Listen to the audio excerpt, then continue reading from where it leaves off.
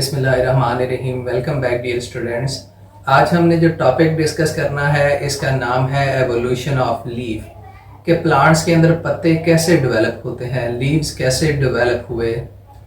और vascular plant से पहले डियर स्टूडेंट्स जो ब्रायोफाइट्स से इनके अंदर ट्रू लीव्स, ट्रू रूट नहीं एग्जिस्ट करती थी, और वास्कुलर प्लांट के अंदर आहिस्ता आहिस्ता लीफ की एवोल्यूशन स्टार्ट हुई थी। तो ये सारी एवोल्यूशन हम डिस्कस करेंगे dear students. Early vascular plants के अंदर ना तो ट्रू लीव्स थे और ना ही इनके अंदर रूट्स मौजूद थी। जस्ट इनके अंदर अंडरग्राउंड राइजोम पाया जाता था, यानी राइजोम सॉइल के अंदर था जो कि एब्जॉर्प्शन का काम करता था। कुक्सोनिया वो फर्स्ट प्लांट थे जिनका स्ट्रक्चरल लेआउट डियर स्टूडेंट्स हमने डिस्कस करना है। और इनके स्ट्रक्चर के अंदर अगर लीव्स की बात करें तो ये स्मॉल स्केल लाइक थे। ये अगर हम बात करें ये कुक्सोनिया है, तो यहाँ पर ये जो आपको स्केल लाइक पॉइंट नजर आ रहे हैं ये इसके लीव्स हैं। लाइकोप्सिडा वो फर्स्ट प्लांट्स हैं जिनके अंदर ट्रू लीव्स की डेवलपमेंट हुई डियर स्टूडेंट्स, और ये पॉइंट एमसीक्यू के अंदर भी पूछा जाता है। और इनके जो लीव्स थे ये माइक्रोफिल थे, यानी छोटे छोटे लीव्स थे। इनका लेमिना भी इतना ज्यादा ब्रॉड नहीं था, जिसे आप ब्लेड भी कहते हैं। ये वाला पोर्शन, जैसे ये हाथ का फ्लैट पोर्शन है, तो लीफ का ये फ्लैट सामने वाला पोर्शन लेमिना है, जिसे ब्लेड कहते हैं। ये इतना ज्यादा वाइड इनके अंदर नहीं था। इनके अंदर स्मॉल सिंगल अनडिवाइडेड वेन थी, यानी ये वेन जो आपको सेंटर के अंदर नजर आ रही है ये सिंगल ही थी, ये कोई भी ब्रांचिंग सिस्टम नहीं थी बनाती।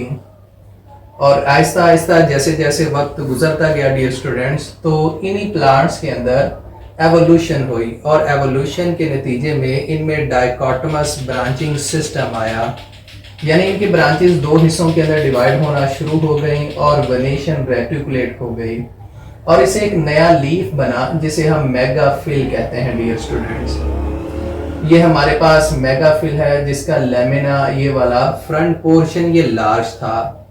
उसके बाद इसमें जो वेनेशन थी ये रेटिकुलेट थी, यानी जाल की तरह थी। अगर आप देख सकते हैं तो ये वेन छोटी छोटी ब्रांचेस के अंदर डिवाइड करती है, और इस मेगाफिल को बनने में तकरीबन 350 मिलियन साल पहले ये इवॉल्व हुए डियर स्टूडेंट्स।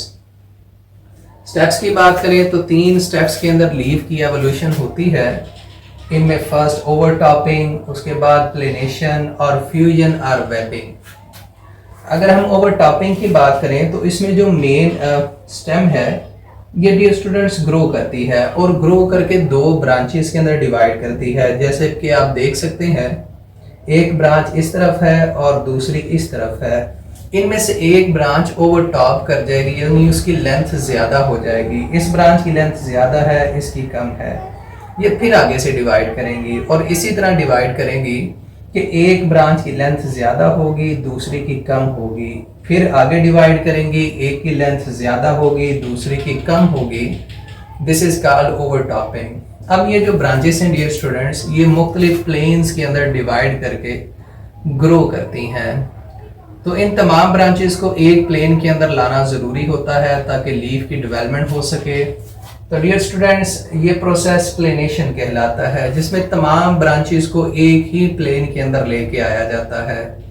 जैसे ही ये ब्रांचेस एक प्लेन के अंदर आती हैं तो पेरेन्काइमा सेल डियर स्टूडेंट्स इनके इर्द गिर्द एक वेब, एक जाल बनाना शुरू कर देते हैं, और जिससे डियर स्टूडेंट्स लीफ की डेवलपमेंट होती है और एक मेगाफिल रेटिकुलेट वेनेशन वाला लीफ बन जाता है। और इसे बनने में तकरीबन 15 से 20 मिलियन साल लगे डियर स्टूडेंट्स। तो ये हमारा टॉपिक था एवोल्यूशन ऑफ लीफ। मज़ीद लेक्चर्स के लिए स्टे ट्यून्ड। अल्लाह हाफिज़।